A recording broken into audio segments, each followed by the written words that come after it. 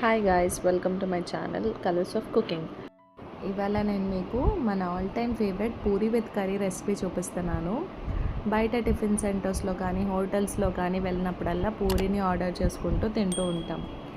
కానీ వాళ్ళు వాడే ఆయిల్ చూస్తే అసలుకి తినబుద్ధి కూడా కాదు. మనం ఇంట్లోనే హెల్దీగా ఎలా ప్రిపేర్ చేసుకోవాలో, పూరీ పర్ఫెక్ట్గా పొంగాలన్నా, కర్రీ బాగా కుదరాలన్నా ఎలా చేసుకోవాలో చూపిస్తాను, చూసేయండి.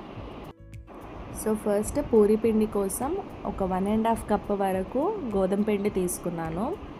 ఇందులో కొంచెం సాల్ట్ వేసేసుకొని ఒకసారి అంతా మిక్స్ చేసేసుకోవాలి. ఇప్పుడు కొంచెం కొంచెం వాటర్ వేస్తూ కలుపుకోవాలి పిండిని. చపాతీ పిండి అంత సాఫ్ట్గా కాకుండా పూరీ పిండి కొంచెం గట్టిగానే కలుపుకోవాలి. బయట టిఫిన్ సెంటర్స్ కానీ హోటల్స్ వాళ్ళు కానీ మైదా పిండి కానీ పూరీ పిండి దొరుకుతుంది, అది వాడుతూ ఉంటారు. కానీ నేనైతే అది స్కిప్ చేసి వస్తున్నాను. హెల్దీగా ఇంట్లోనే గోధుమ పిండితో చేసేసుకొని హ్యాపీగా ఎంజాయ్ చేసేయచ్చు పూరి. తర్వాత ఒక 1/2 స్పూన్ వరకు ఆయిల్ వేసేసుకొని బాగా నీట్ చేసేసుకొని ఒక 10 మినిట్స్ వరకు పక్కన పెట్టేసుకోవాలి. పూరి కొంచెం క్రిస్పీగా రావాలని అనుకుంటే ఒక 1 స్పూన్ వరకు బొంబాయి రవ్వ వేసేసుకొని కలిపేసుకోండి. నెక్స్ట్ పూరీ కర్రీ ప్రిపేర్ చేసుకుందాం. సో ఇక్కడ 2 ఆనియన్స్ తీసుకున్నాను, ఇలా పొడవుగా కట్ చేసేసుకోవాలి. తర్వాత పచ్చిమిరపకాయలు తీసుకున్నాను, ఒక 3 వరకు ఇలా పొడవుగా కట్ చేసేసుకోవాలి. నేను ఇక్కడ 3 బీన్స్ తీసుకున్నాను, అవి సన్నగా కట్ చేసేసుకోవాలి. కర్రీ కొంచెం తక్కువే ప్రిపేర్ చేస్తున్నాను కాబట్టి 3 వరకే తీసుకున్నాను బీన్స్.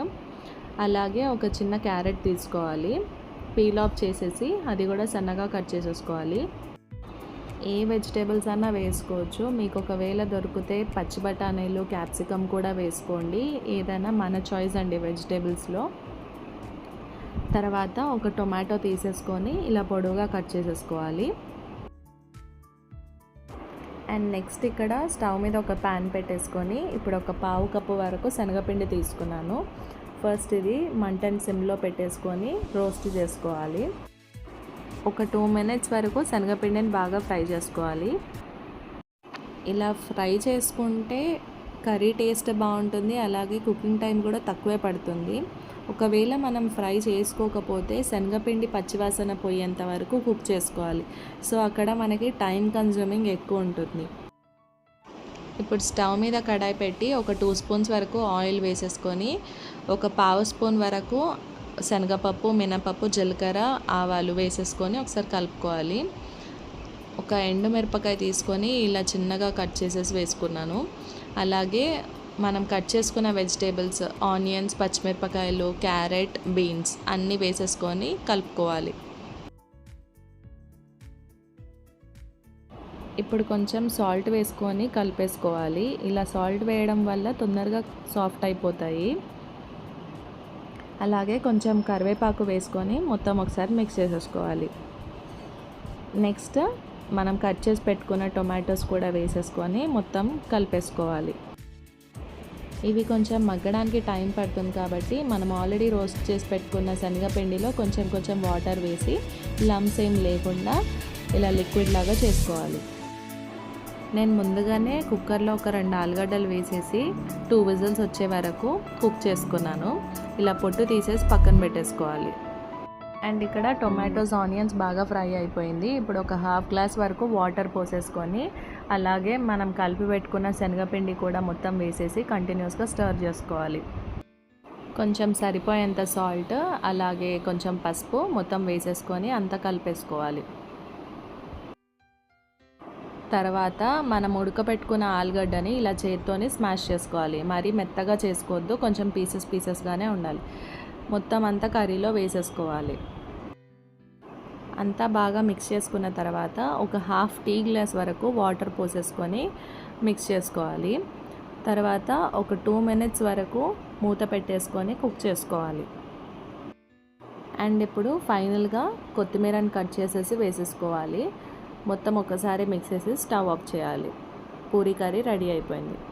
ఇప్పుడు పూరీ ప్రిపేర్ చేసుకోవడానికి ఒక కడాయి పెట్టేసి డీప్ ఫ్రై కోసం ఆయిల్ పోసుకోవాలి.